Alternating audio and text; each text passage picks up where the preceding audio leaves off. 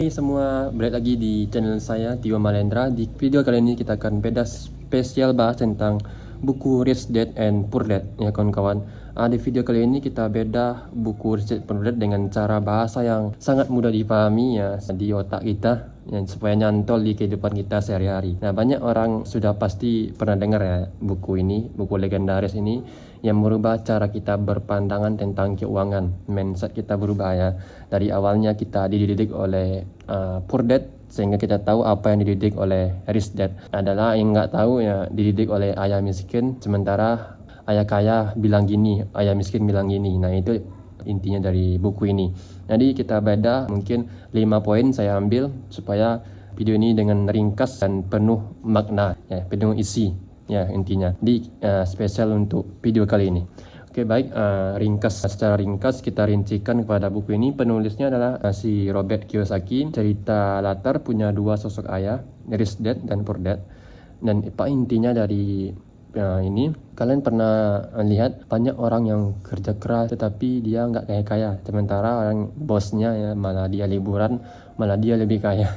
Ini fenomena yang kita lihat ya, sistem keuangan kita yang memang kayak gitu. Jadi apa yang diajarkan oleh kedua orang tua ini dalam menentukan mindset kita ke depan. Oke, jadi ceritanya Robert ini punya dua ayah. Yang pertama ya ayah si Poor Dad, ayah kandungnya itu. Ayah kandungnya ini sosok yang sangat akademis ya, pendidikan yang tinggi, gelar yang ya lumayan.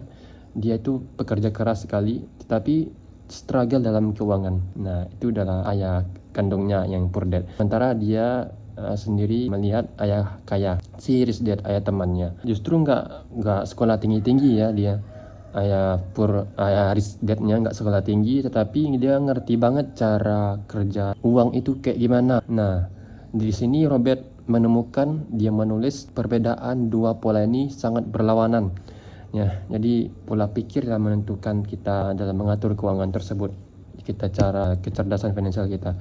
Jadi pelajaran utama yaitu kita bagi menjadi 5 poin. Yang pertama adalah orang kaya itu bekerja untuk belajar, sementara orang miskin hanya bekerja untuk mencari gaji. Kita lihat ya, siapa di sini cari pekerjaan, kita lihat dulu gajinya berapa, kalau nggak sesuai kita skip. Ini perbedaan mindset kedua ayah tersebut. Miskin bilang kamu itu harus kerja main aman ya, cari gaji yang finansial yang standar, yang setidaknya kamu terhindar dari resiko. Banyak orang kerja mati-matian ya demi gaji ini, tapi orang kaya mereka kerja buat cari skill yang membuat hidup mereka itu lebih leverage ke depannya. Peluang mereka lebih besar dari orang yang lain, sehingga dia punya skill lebih dari orang lain dan tidak terjebak di dalam rat race ya. Tapi kalau kita ngejar ilmu dan kita itu bisa naik kelas. Ini perbedaan utama dari kedua orang tersebut. Contoh, kalau kalian misal internship ya atau magang di perusahaan,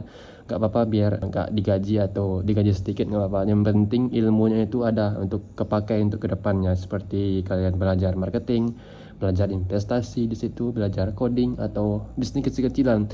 Itu adalah ilmu yang sangat berpengaruh untuk kita kedepannya, supaya kita bisa naik kelas, naik level. Nah, ini yang paling penting, perbedaan mindset. Jangan kerja untuk cari gaji. Itu adalah perbudakan finansial sekarang yang kata Timothy itu. Jadi itulah yang penting, yang pertama.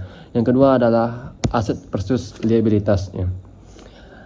Banyak orang di sini, ini poin paling penting di buku ini, adalah orang tidak tahu perbedaan antara aset versus liabilitas ya kawan-kawan. Bahkan seorang sarjana akuntansi pun malah dia yang struggle keuangan karena tidak tahu bedanya aset dan liabilitas. Contoh nyatanya, orang miskin itu beli barang yang mereka itu kira aset, padahal sebenarnya itu liabilitas. Mereka kredit motor atau mobil, mereka kira itu asetnya, tapi nyatanya cicilannya itu ya menyedot gaji tiap bulan, belum bunganya lagi kan. Nah, itu contoh yang pertama. Yang kedua ini, mereka pikir mereka beli rumah itu adalah aset mereka. Nyatanya itu adalah liabilitas kawan-kawan, kewajiban yang harus kita bayar setiap hari, setiap bulan ya. Misalnya kalian ambil KPR rumah, walaupun rumah kalian udah lunas, itu kita akan tetap keluar duit kita untuk biaya perawatan rumah, biaya ansal atap genteng bocor, atau peralatan listrik dan air. Itu selalu uang kita keluar, tapi uang masuknya nggak ada, tersimpan di situ. stuck di situ. Kalau jual itu susah banget pada zaman sekarang. Nah, itu adalah perbedaannya aset versus liabilitas itu. Ya, itu poin yang paling penting kedua ya kawan. Poin yang ketiga adalah mindset tentang risiko. Tadi saya mention sedikit. Poor Dad selalu bilang main aman aja hidup itu ya. Kamu pendidikan yang tinggi, jadi kamu melamar kerja untuk profesional ya, profesional kerja dan kamu mendapatkan gaji yang tinggi. Padahal itu jarang Rich Dad bilang ya. Ayah kaya bilang jangan takut ambil resiko. Takutlah kalau kamu nggak belajar apa-apa. Justru dengan ambil resiko yang terukur, kita bisa berkembang lebih cepat. Resiko misal membuka peluang bisnis yang baru. Resiko tidak keterima kerja, kita selalu ambil resiko yang lain. Nah, ini justru perbedaan antara Rich Dad dan Poor Dad ya kawan-kawan. Mereka terjebak di dalam finansial mereka. Banyak sekali dia lihat orang yang gajinya lebih tinggi dari dia, padahal gajinya lebih tinggi nih, tetapi dia terjebak utang terus ya, karena tidak tahu tentang resiko ini. Itu adalah poin yang ketiga. Poin keempat adalah pentingnya financial literacy. Sekolah ngajarin kita pintar secara akademis, pintar semua di semua bidangnya, tetapi jarang banget sekolah ngajarin tentang soal keuangan. Kalian pernah dengar nggak kalian diajari cara dapat uang kayak gimana, cara ngatur uang kayak gimana? Nggak ada pernah diajarin kan. Nah, itu padahal kalau kita ngerti dari kecil lah, kita ngerti itu soal laporan keuangan, soal cari investasi, cara bedain aset, mungkin kita sudah kebebasan finansial itu menunggu kita. Ya, itu penting banget. Itu adalah pondasi dari kebebasan finansial kalau itu diajari di sekolah. Jadi kamu bisa ambil contoh banyak sarjana yang pintar ya, tetapi dia itu bingung ngatur keuangannya kayak gimana. Dan bahkan terjebak di dalam ya rantai perbudakan itu. Oke, itu pentingnya literasi finansial. Yang kelima, itu yang terakhir di video kali ini. Poin terakhirnya adalah saya ambil di buku ini secara ringkas, buat uang bekerja untuk kita ya kawan-kawan. Poor Dad itu sangat kerja keras, sangat kerja keras dia untuk uang. Tapi Rich Dad itu bikin uang untuk bekerja dan buat dia. Nah, ini perbedaan pola pikirnya. Caranya ya investasi, dia bisnis dan aset yang menghasilkan income passive. Jadi ini adalah konsep dasar dari investasi lah. Pasti semua pada tahu ya, anak muda sekarang buat uang bekerja untuk kita, passive income. Ya, itu adalah konsep dari investasi. Kalau kalian nggak belajar ini, kalian akan ya selamanya bekerja untuk uang. Sampai kapan kalian bekerja untuk uang tersebut? Kalau kalian nggak belajar investasi ya.